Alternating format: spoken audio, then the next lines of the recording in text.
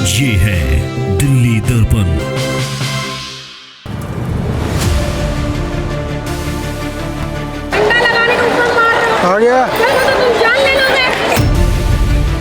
चुनाव की घोषणा हुई है जब से बीजेपी इस तरह की हरकतें कर रही है, अपने गुंडों से इस तरह की हरकतें करवा रही है। हम बीजेपी का झंडा नहीं बांधेंगे। इसी बात को लेकर इसी बात को लेकर भैया उसने अपने लड़कों को बुलाकर दे डंडे और दे वो राम पुकार कर मुझे पूरी तरह से नमस्कार, मैं हूँ राजेंद्र स्वामी और आप देख रहे हैं दिल्ली दर्पण टीवी। दिल्ली नगर निगम चुनाव में अक्सर झगड़े की खबरें भी आती हैं और जैसे जैसे चुनाव नज़दीक आ रहा है तो इस तरह की घटनाएं भी सामने आएंगी। इस वक्त मेरी मौजूदगी है अशोक विहार वार्ड के जेलरवाला बाग में। ये स्वाभिमान अपार्टमेंट का इलाका है जहां अभी झंडे को लगाने को लेकर के एक झगड़ा हुआ है और एक शख्स की बहुत बेरहमी से पिटाई हुई है। ये वो बता रहे हैं, खूनम खूनम देखा है उस तरह को। आप बताइए कि क्या हुआ था और क्या नाम है मेरे उनका? पति कन्हैया कश्यप खाली झंडे लगा रहे थे। उन्होंने झंडे उखाड़ने के चक्कर में डब्लू सट्टे वाले ने, जो कि मर्डर कर चुका है 3, और वो क्या कर रहा है और उसने फिर मारा आज मेरे आदमी को। तो डंडों से सब्बलों से मारा है लड़कों ने। सुनी, वो तो विकलांग है, वो तो रेडी पे चलता है, उसको लेके चलते हैं लड़के। सुनी, इतनी बेरहमी से मारा, वो बचे भी ना भी बचे, पूरा खून बह रहा है उनके सर से। क्या बात हुई थी? थोड़ा कब की बात है, क्या थोड़ा आराम से बताओ। अभी 1 घंटे पहले झंडे लगा रहे थे, झंडे ये लगा रहे थे, वो निकाल के फेंक रहा था डब्लू के लड़के चढ़ के। तो उन्होंने बोला भाई मैं लगा के आ रहा हूँ, तू क्यों हटा रहा है? मैं भी लगा रहा हूँ, तू भी लगा। तो बोल रहा नहीं, उसके झंडे नहीं लगेंगे आम आदमी के, यहाँ पे मेरे लगेंगे, क्योंकि उसने अच्छा मोटा रकम ली होगी, या तो हो सकता है भाई वो तो है ही सट्टेबाज दारूबाज। और वो लड़के भी उसके चेले हैं जो कि मार के घुस गए। अभी देखना लेके गई है पुलिस। का घर में घुस गए क्या? घर में नहीं घुसा, यहीं पे मारा है नीचे। अच्छा। यहाँ मारा है जनता के सामने। झंडा कहाँ लगा हुआ था? आपके घर में लगा हुआ था? नहीं, यहाँ पे लगा रहे हैं। मेरे घर में किसी की हिम्मत है क्या? घुस जाएगा कोई। अच्छा, तो फिर वो आपको क्यों कह रहे हैं जब आपके घर में नहीं लगा रहे हैं तो बाहर उससे क्यों लड़ाई? डब्लू के भी घर में नहीं लगा रहे, जैसे ये लगे हुए कमल वाले के, इन बहन भाइयन के घर में सबके में लगा रहे हैं लोग। कमल वाले के भी लगा रहे हैं, इन लोगों के घर में मेरे भी लगा के गए हैं, कमल वाले भी लगा के गए हैं, और ये झाड़ू वाले भी लगा रहे हैं। तो सब लोग मतलब बैल बजाते हैं, बोलते हैं झंडे लगवा लो, तो लगा रहे हैं। हम लोग मना नहीं करते, कोई नहीं मना करता इनमें से। ठीक है, तो इसी में वो डब्लू जो था ना, उनके लड़के थे, वो कमल के लगा रहे हैं और झाड़ू वाले को उठा के फेंक रहे हैं। इन्होंने कही झाड़ू वाले को क्यों हटा रहा है? जब कमल के लग रहा है तो झाड़ू वाले के भी लग रहे हैं। जहाँ वोट देगा इंसान दे देगा। अब इन्होंने क्या काम करा? बस इतने में तो झाड़ू वाले का वो कर रहा है, इतने में तो सब बल डंडे दुनिया भर के सर फोड़ दिया उनका पूरा। तो कोई बचाने नहीं आया क्या? इतना किसी ने नहीं बचाया, उससे तो दुनिया डरती है। मैं तो अभी भी कह रही हूँ, ये सब खड़े हुए सभी डरते हैं। ये लोग डरते तो बाहर ही नहीं निकलता। 4 महीने का औरत का पेट में प्रेग्नेंट थी, 3 मर्डर उसने करे, अपने पैर में खुद गोली मारी। नहीं तो ये लोग तो खुद अगर अच्छे होते आज के दिन तो वो बाहर ही नहीं निकलता। ये लोग तो खुद ऐसे ही है। अच्छा, आप लोग बताओ कि ये झंडे लगाते हैं, कोई फर्क पड़ता है इन चीजों से? या वोट तो अपने मन से ही देते होगे ना? कमल वालों को और इनको झाड़ू वालों को। देखिए, थोड़ा सा बोलने से भी बच रहे हैं आप लोग। ये झंडे लगाने से कुछ फर्क पड़ता है क्या? नहीं सर, झंडे लगाने से कोई दिक्कत नहीं होती है। अब सबका मन करता है, जैसा जिसका मन करेगा वो वैसे ही तो काम करेगा। अब ये तो है नहीं कोई नेता है, कोई कुछ है, कोई गरीब भी है, सब अपना अपना देखते हैं सर। और सब अलग अलग सरकार होती है, कोई कमल में है, कोई झाड़ू में है, सब अपने फायदे के लिए सोचते हैं, कोई किसी के फायदे के लिए नहीं सोचता है। झंडे लगाने से ये थोड़े, झंडा तो कोई किसी का भी लगा दे, लेकिन वोट तो चुपचाप ही देना होता है। हाँ सर, वोट तो चुपचाप ही देना होता है, लेकिन वही है ना, कल को वोट देंगे तो किसको क्या पता चल रही है? तो पीछे सरकार को पता चलेगी ना किसने किसको वोट दिया है। ये आम लोगों को थोड़ा ना पता चलेगी। हम लोगों को तो बस इतना पता लगेगा कि मोदी जीता है या केजरीवाल जीता है। लेकिन ऐसे मेरे मौसा पे सर हाथ नहीं उठाना चाहिए था। वो तो सबकी हेल्प कर रहे थे, सब झंडे लगवा रहे थे, साथ में अपना काम कर रहे थे, अपना घर चला रहे थे। और मैं तो यहाँ पे काम पे से घूमने के लिए आया था, तो मैं अपनी मौसी के घर पे बैठा हुआ था, तो मेरे को पता लगी कि ऐसी ऐसी बात। उसके साथ कितने थे और तुम्हारे साथ कितने लोग थे? हमारे साथ हम 2 जने थे और वो एक छोटी सी हमारी मौसी की लड़की है, वो थी। और वो मेरे मौसा जिसको लगी है, चोट लगी है, क्या नाम है उनका? क्या नाम है उसका और क्या करते हैं? कन्हैया कश्यप नाम है। और क्या कहते हैं, वो सब्जी बेचते हैं, फल फ्रूट बेचते हैं मंडी से लाकर। और क्या कहते हैं, यहीं पर रहते हैं, इसी फ्लैट में उनको मिला है। जेलर बाग में उनका मकान था, वहाँ से तोड़कर इनको यहाँ पे मकान मिला है। और अब यहीं पे इस बात पे लड़ाई होती है। क्या कोई फर्क पड़ता है क्या? झंडा तो किसी का भी लगे, वोट तो अपनी मर्जी से चुपचाप देना होता है। हाँ, तो मैं भी तो वही कह रही हूँ, मतलब ये हम चाहे झाड़ू को लगाएं चाहे किसी को भी लगाएं, ये कमल वालों को तो नहीं करना चाहिए, ठीक है ना? हैं, ये बताओ, तो ये तो तानाशाही है, तो तुम उसको मार रहे हो। वो किसी का भी झंडा तुम्हारा तुम क्या तो तुम्हारा लगा लेगा, वो उसका कहेगा वो उसका लगा देगा। हमारा मन करेगा उसी पर, और हमारा मन तो करेगा जिससे वोट जिसको भी दें हम तुम्हारी, कि तुम हमसे जबरदस्ती करवाओगे?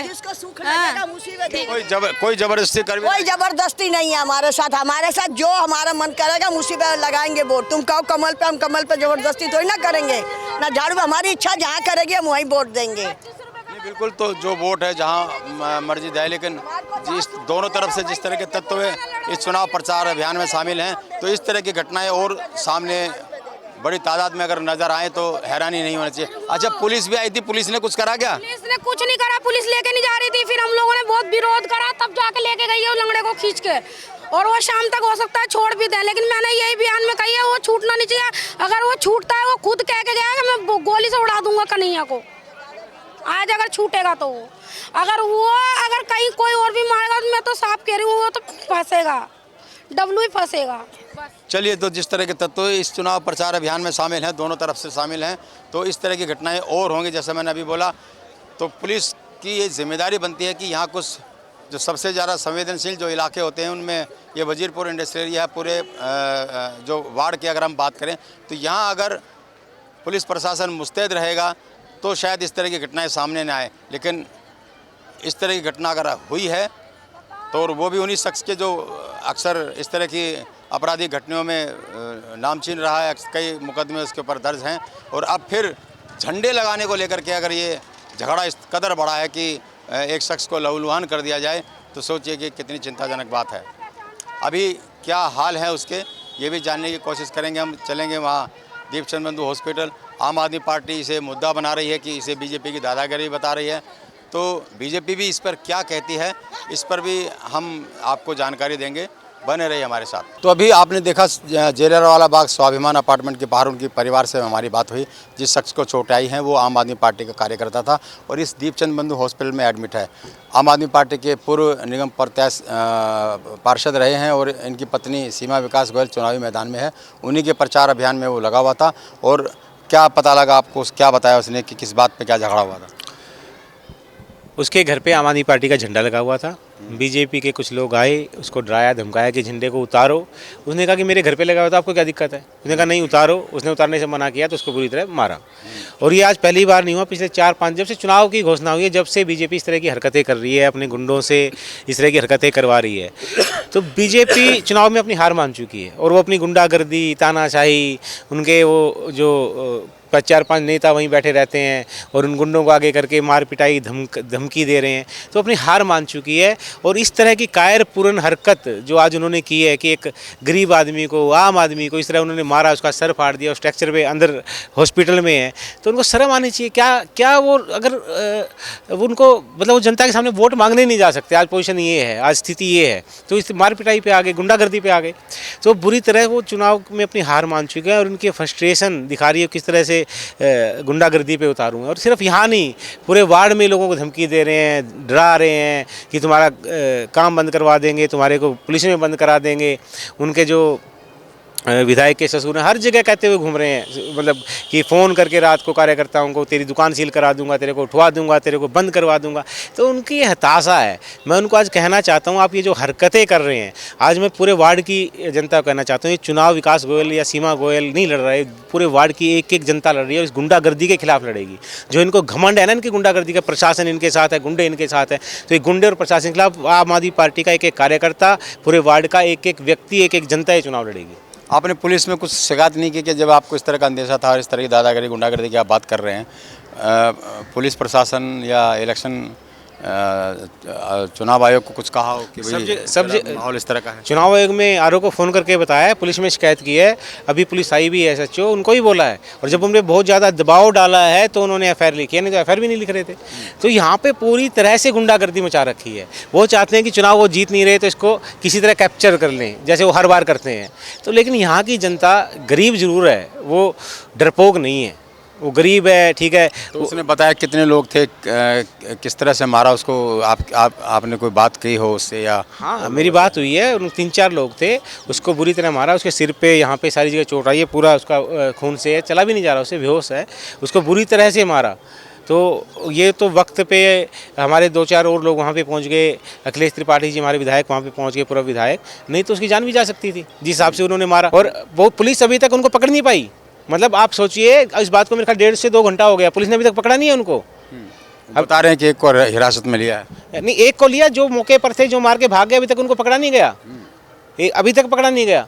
तो बार बार थोड़ा डर है इस माहौल में, आपको लग रहा है कि कुछ? नहीं, मुझे कोई डर नहीं है, डर भारतीय जनता पार्टी को है। मैंने कहा कि यहाँ के लोग गरीब हो सकते हैं, शरीफ हैं, लेकिन वो डरपोक नहीं है। ये बात समझनी चाहिए भारतीय जनता पार्टी के नेताओं को। और भारतीय जनता पार्टी के उनको जो विधायक के ससुर हैं, खासकर वो जो वहाँ पर बैठे हैं, कि जनता डरपोक नहीं है, आप किसी को धमकाओगे, किसी की दुकान सील कराने की धमकी दोगे, डरपोक नहीं है ये जनता, डरपोक नहीं। पूरे वार्ड 65 की जनता ये चुनाव लड़ रही है। आप ये ठीक है, आप इस जनता ने आपको विधायक बना दिया, आप इसी जनता के दुश्मन बने हुए। अरे आप प्यार से वोट मांगे, चुनाव लड़िए, आप जाइए, प्रचार कीजिए, अपना मांगिए वोट, मीटिंग कीजिए, प्रचार कीजिए। ये कौन सा तरीका है कि आप किसी पर हाथ उठाओगे, किसी को जान से मारने की धमकी दोगे, किसी पे हमला करवाओगे, किसी को जान से मार दोगे? ये कौन सी गुंडागर्दी है? इसका मतलब आपको पता आप चुनाव हार रहे हो, आप चुनाव हार रहे हो, इसका मतलब साफ है। तो आप इस तरह की हरकतें करोगे तो जनता देख रही है, और वार्ड 65 का एक एक व्यक्ति इसका जवाब देगा।